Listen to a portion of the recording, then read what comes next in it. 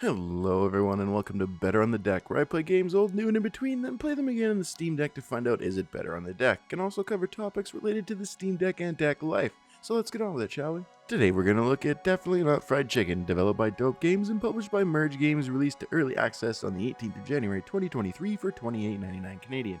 DNFC is a business management sim set in the 80s where you get shafted by definitely not Colonel Sanders, and in your hour of need, a totally not shifty lawyer helps you set up a drug empire to make some money and revitalize the city. To find out if Definitely Not Fried Chicken is better on the deck, I sunk 18 hours on the deck, docked with the Steam controller on a 55-inch Samsung TV sat in the Lazy Boy. That's me sat in the Lazy Boy, not the TV. I also spent 2 hours on the deck laying in bed for a total of 20 hours.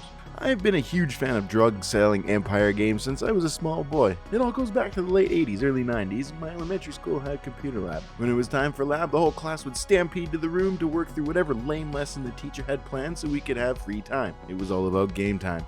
And one of those games was Dope Wars. It was a closely guarded secret because obviously we didn't want the teacher to find out what we were playing. So first of all, as I said earlier, the game is in early access, so I'll be expressing my opinion with that in mind. Now on to the meat and potatoes. As mentioned, this is a business management sim where, through various enterprises, you produce various drugs to sell to the masses. This is accomplished by opening up a hotline where people call you and say, "I'm having a party tonight and need some stuff." They will order from your menu of offered drugs. These orders can either have a time limit or they can be completed at your leisure.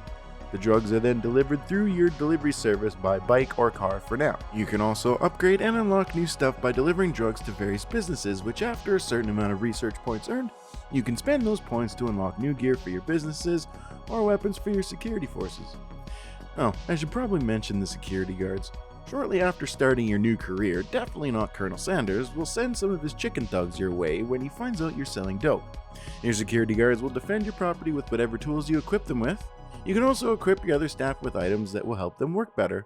At this point, there are only 2 types of drugs you can make, 3 varieties of weed that will need all different levels of light, humidity, and heat, and then there's meth, with other drugs and delivery methods planned further in the future. Produced drugs can be refined into 3 different qualities, but one thing I find the game lacks, for me anyway, would be an optional refinement method.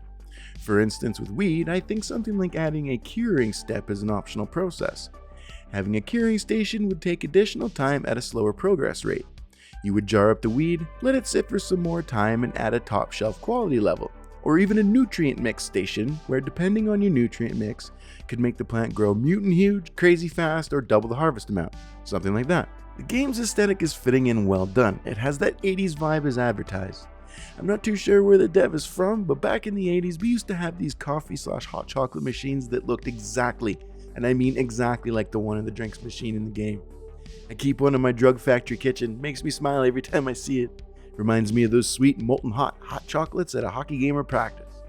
The music is also on point, but I'm hoping somewhere down the line more tunes will be added. Another thing I really enjoy is the almost perfect balance of micromanagement and idler type of gameplay. There is just the right amount of mix. The drug-making randos require little input as to what they do, and more emphasis is placed on the fine-tuning of your operations to find the right schedules, planning workflow, etc. to get the most efficient operation as possible. You can also open up legitimate businesses as fronts to help you earn more money.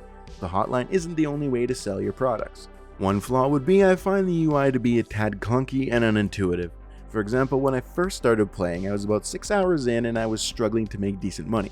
I was producing excellent quality weed, but it was being sold as bad quality. With a little clicking around, I found that you can change the quality of what you offer in the delivery map screen. Again, this is early access, and I'm sure there are quality of life and UI refinements in the future, so this really isn't a deal breaker in my books. My other gripes are largely related to a few bugs, but again, not a deal breaker for me. One bug that I found that made me giggle was when one of my gardeners glitched out and he had a watering can stuck in his hand. He was constantly spraying water in bed, spraying water as he was being sprayed by water in the shower, eating meals. It was hilarious. Everywhere this man went, he was spraying water. Some say he still sprays water constantly to this day. Overall, I really enjoy the game. Yeah, the asking price as the game sits is a bit steep, but as a fan of tycoon games, I've spent more for less for sure. So I hope the dev keeps going strong. There is a lot planned for the game and I am excited to watch this game grow. Hopefully I can cover this game again once it's out of early access, as there are things I didn't touch on that aren't completely implemented yet, and I will definitely be playing this game once it's out of early access. So to answer the burning question, definitely not fried chicken. It is lots of fun on the deck, but since it's not a finished game, I don't know if it's better on the deck for sure. Well, that's it. As always, thanks for watching, and if you made it this far, you're a champ, and I love you very much. I hope to see you back for the next one. Until then, enjoy life on the deck, and take it easy, eh?